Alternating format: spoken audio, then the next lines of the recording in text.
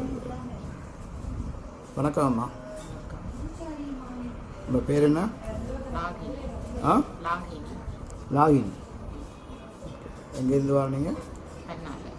பண்ணால. என்ன என்ன வருத்தம் இருந்தது உங்களுக்கு? சத்தமாக பண்ணாது. தைராய்டு இருந்தது, ப்ரெஷர் இருந்தது, சுகர் மற்ற வெயிட்டும் உடற்பருமன் என்ன? எவ்வளவு வெயிட் இருந்தது மேலே? 89 கிலோ. இப்போ எவ்வளோ இருக்கீங்க? 79. சரியா 10 கிலோ குறைஞ்சிட்டேண்ணா.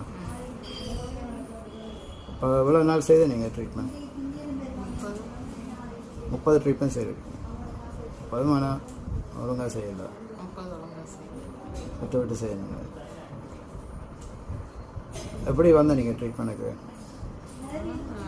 முந்தி ஃபோனில் பார்த்து வருவோம்னா அப்புறம் தெரியாத வசதிகள் கொஞ்சம், போக்குவரத்து வசதிகள் கொஞ்சம். இப்போ தான் கொஞ்ச நாள் தான் பார்த்தேன். மற்ற வருத்தங்கள்லாம் என்ன மாதிரி எப்படி மாறி இருக்கு? தைராய்டு எல்லாம் குறைஞ்சிருக்கு, ப்ரெஷர் குறைஞ்சிருக்கு. தைராய்டு பிரச்சனை கழுத்தில் இருந்தது, கழுத்து வீங்கி இருந்தது, இப்போ விற்கத்தே காணல கழுத்தில். அப்போ உங்களுக்கு கழுத்தில் நாங்களே ட்ரீட்மெண்ட் செய்ய நாங்களே கழுத்தில் ஊசி அடித்து நாங்கள் இல்லை நாளைக்கு ட்ரீட்மெண்ட் செய்ய கழுத்து வீக்கம் குறைஞ்சி. எவ்வளோ காலமாக இருந்தது தைராய்டு பிரச்சனை? 4 வருஷத்துக்கு மேலே கழுத்து வீங்கி போயிருந்தேன். நார்மல் கழுத்துக்கு வந்துட்டு. மற்ற என்ன வருத்தம் மாதிரி இருக்கு? கால் உரைப்போ அது குறைஞ்சி வந்து எவ்வளோ குறைஞ்சிருக்கு? 60 கிட்ட குறைஞ்சிருக்கு. சுத்தமாக இருக்காது, பிளானிலெல்லாம் கால் வச்சா கூட குறைக்கிற மாதிரி இருக்கும். இப்போ அவ்வளோ சும்மா நார்மலாக நடக்கக்கூடியா இருக்கு எனக்கு. இப்போ நார்மலாக நடக்கும். வேறு என்ன பிரச்சனை இல்லை? வேறு செமிப்பாட்டு பிரச்சனை. சாப்பாடு ஒன்றும் சாப்பிடலான்னு சொன்னால் இனிப்பு புளி எண்ணெய் ஒன்றும் சாப்பிடலாம். இப்போ பரவாயில்ல, புளியெல்லாம் சேர்த்து சாப்பிடக்கூடிய. மலைப்புளி கூட பாவிக்கொண்டீங்க? சாரி, மலைப்புளி பாவிக்கக்கூடாது, தேசிக்காய் புளி கூட பாவிக்கணும். ஜூஸ் எல்லாம் குடிக்க சொன்னாங்க. ஓ, தேசிக்காய் கூட சேர்த்துக்கொள்ளுங்க. இஞ்சி உள்ளி அதெல்லாம் கூட சாப்பாடில் சேர்த்து இஞ்சி டீ போட்டு குடிக்கலாம். இஞ்சி உள்ளி இஞ்சி தேசிக்காய் தேன் கலந்து பிளண்டில் போட்டு அடிச்சுட்டு ஃப்ரிட்ஜில் வச்சு போட்டு நீங்கள் எடுத்து குடிச்சு கொண்டு வந்தால் அதில் உடம்பு குறையும். இன்னும் நீங்கள் அது செய்யலை, சரியாக ட்ரீட்மெண்ட்னால தான் உங்களுக்கு இந்த 10 கிலோ குறைஞ்சிருக்கு. அது தொடர்ந்து செய்யவும் இல்லை. தேன் நல்ல சுத்தமான தேன் இருக்காங்கள்ட்ட.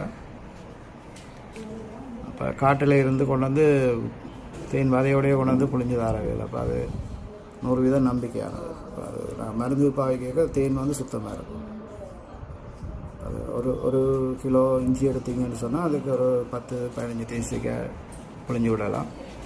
இல்லை முழுசாக அப்படியே தேசிக்காய் கழுவி போட்டு அப்படியே முழுசாக துண்டாக வெட்டி போட்டும் போடலாம்.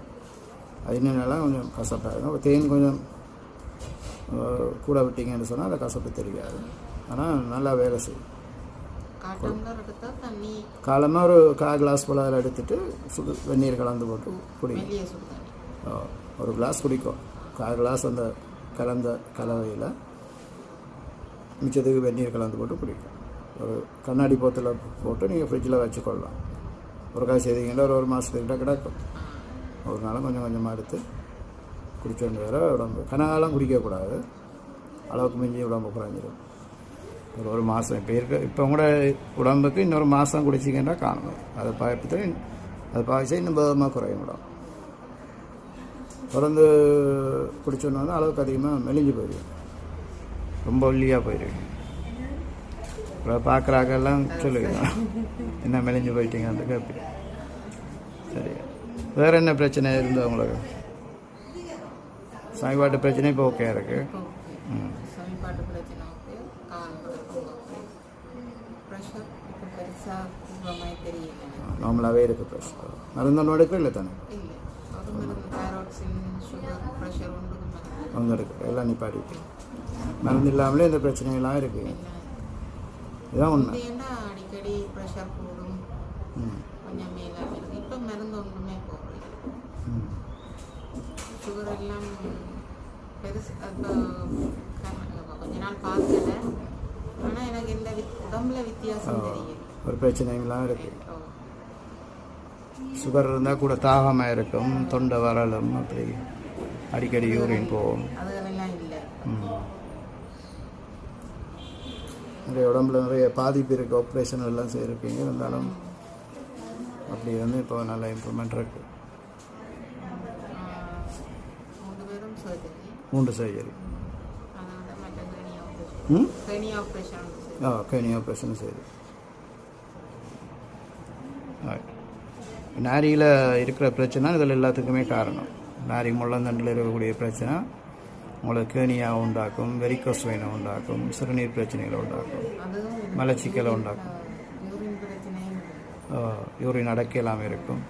இது எல்லாத்துக்குமே அங்கே நாரியிலேருந்து தான் நரம்பு வரணும். நாரியில் பாதிப்பு ஏற்பட்டோன்னா நாரியிலேருந்து வர நரம்பு சிக்னல் ஒழுங்கா முன்னுக்கு வராட்டியும் பிரச்சனை, காலுக்கு வராட்டி கால் முழங்கால் வருத்தங்கள், கால் விரைப்பு வரும்.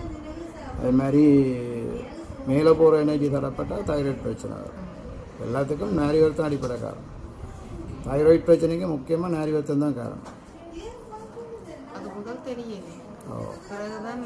அயடின் சத்து காணாதுன்னு சொல்லினோம். அயடின் வந்து நீங்கள் எல்லாம் சாப்பிட்ற சாப்பாடுகளில் இருந்தெல்லாம் வரும் உங்களுக்கு. அது இருக்குது. சத்துக்களில் குறைபாடு வராது. எல்லா சத்துக்களும் இருக்குங்கிற சாப்பாட்டு, விட்டமின்ஸ், மினரல்ஸ் எல்லாமே இருக்குது. அதுக்கான மினக்கட்டு அதை எடுக்கிறதால வருத்தத்தை சுத்தப்படுத்தலாம்னா இன்றைக்கி தைராக்சின் அயடின் சேர்த்து உப்பை தான் எல்லோரும் சாப்பிட்றோம். ஆனால் தைராய்டு பிரச்சனை எல்லோரும் இருந்தோன்னா எல்லாருக்கும் நிறைய பேருக்கு நாரியில் ஊசி அடித்தாக்க சிசேரியன் செய்யக்க அதால் தைராய்டு பிரச்சனை வரும். ஏன்னா அந்த இடத்துல உள்ள சக்தி சக்கரம் தான் தொண்டை சக்கரத்தோட கனெக்ஷனில் இருக்குது. அது இருக்கணுன்னா தொண்டை சக்கரம் இருக்கும், அது இருக்கணுன்னா தைராய்டு பிரச்சனை வரும். அதெல்லாம் செய்யக்கூடாது. இன்ஜெக்ஷன் போட்டால் உடனடியாக அக்குபஞ்சர் செய்தால் பாதிப்பு இல்லாமல் இருக்கலாம். அந்த மாதிரி சீசர் அவருக்கு இல்லாமல் பண்ண வேண்டி வந்தால் இதான் முடிஞ்ச பிறகு அக்குபஞ்சர் செய்யணும். நாரி செய்து அந்த டாக்ஸினை இல்லாமல் பண்ணிட்டா பாதிப்பு ஏற்படாது. அது ஆக்களுக்கு தெரியாது, தெரியாமல் அப்படியே இருக்க பிரச்சனை கூடிக்கொண்டே இருக்கும். என்ன சொல்ல விரும்புகிறீங்களா மற்ற மக்களுக்கும்? இப்படி நிறைய பேர் வருத்தங்களை வச்சுக்கொண்டு என்ன செய்யறதுன்னு தெரியாமல் இருக்கணும். தொண்டை வீக்கத்தோடு நிறைய பேரை பார்க்குறேன் நாட்டில். எல்லாம் தைராய்டு பிரச்சனை. தொண்டையில் வீக்கம், சாரியான ஒரு வீக்கம் இருந்தாலே நாரியில் பிரச்சனை இருக்காது. அதை சரி பண்ணால் அது கழுத்தில் வீக்கம் இல்லாமல் இருக்கும். நீங்கள் என்ன சொல்ல விரும்புறீங்க? எனக்கு இப்போ குறைஞ்சிருக்கு. இப்போ முந்தின மாதிரி இதெல்லாம் இல்லை. இப்போ இவ்வளோ குறைஞ்சிருக்கு. இப்போ முந்தி மாதிரி மருந்துகள் எல்லாம் போடுறது இப்போ மருந்தும் போடுறது இல்லை. இப்போ மருந்து போடாமலே இவ்வளோ குறைஞ்சிருக்கு. நன்றி அம்மா, உங்களை பேட்டிக்கு. God bless you.